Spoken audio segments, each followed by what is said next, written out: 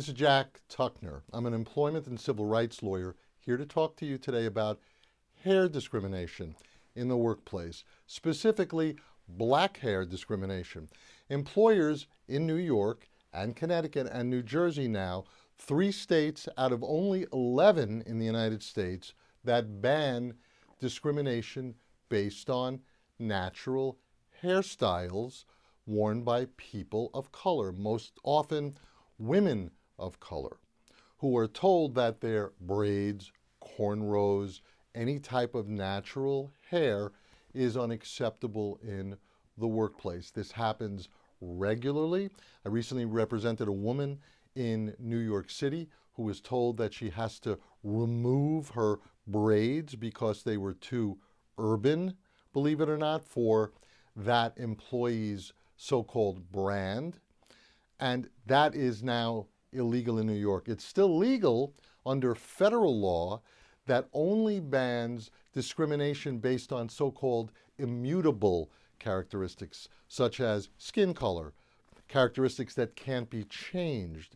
But in New York and in an increasing number of states, it is understood that hair is an important aspect of someone's identity, whether or not, and heritage and culture, whether or not it is so-called immutable or not. These laws came about as a result of the Crown Act, which stands for Create a Respectful and Open World for Natural Hair. And in New York City has had a law in place for several years, in New York State only since 2019, but they are both laws. So whether you work in New York City, anywhere in New York State, anywhere in Connecticut, anywhere in New Jersey, if you feel you're being treated differently in the workplace because of your natural hair, your employer is violating the law. So what do you need to do? You should document if this is happening to you, if your manager or if a colleague is treating you differently or creating a hostile type work environment due to the way you choose to wear and style your hair, the color of your hair, whether it's, again, natural, long, braided, locks, cornrows, weaves, etc., you should document it. So the first thing to do is report it in writing to your employer, because your employer should know, if they don't already, that that is illegal race and color discrimination. Black hair is protected in these states, in New York, Connecticut, and New Jersey, from discriminatory, disparate, or hostile treatment. If they do not hire you because of it, if you're fired, they fail to promote you, demoted, or if just people are giving you a hard time because of the way you choose to wear your hair, it is illegal discrimination.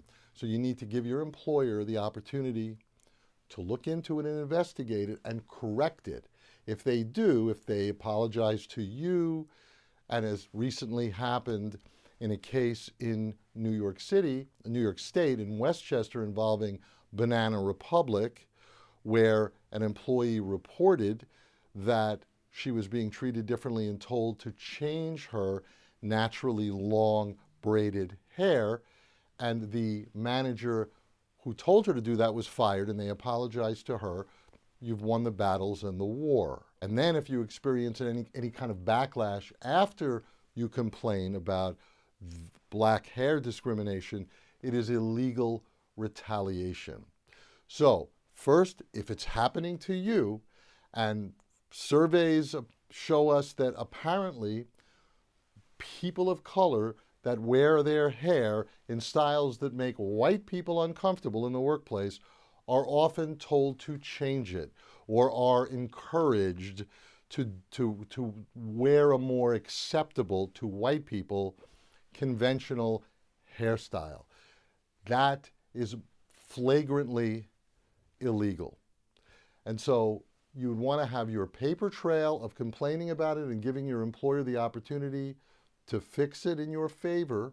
But again, remember, in writing. You could talk to human resources. You could talk to people and say, I don't appreciate that. It's none of your business, but make sure you put it in writing and then continue to put in writing when you have conversations with typically human resources about it, so that you have a tight and right paper trail. You want to have this all documented. And then if there's some type of adverse employment action, or the hostility continues, or if you happen to be let go, and even before you're let go, if you have questions about this, you should contact an employee rights law firm, typically in your area, for advice on how to navigate these difficult discriminatory issues. Because if in fact this relationship with your employer cannot be saved, you want to be in a position to negotiate your departure as opposed to being fired. And if you are fired already because of these issues related to your hair, contact a civil rights and employment law firm such as ours, and we'll be happy to consult with you free of charge and brainstorm with you on how we may be able to empower you and represent you against your employer for their illegal discriminatory practices. This is Jack Tuckner with the firm of Tuckner, Sipser, Weinstock, and Sipser. Take care.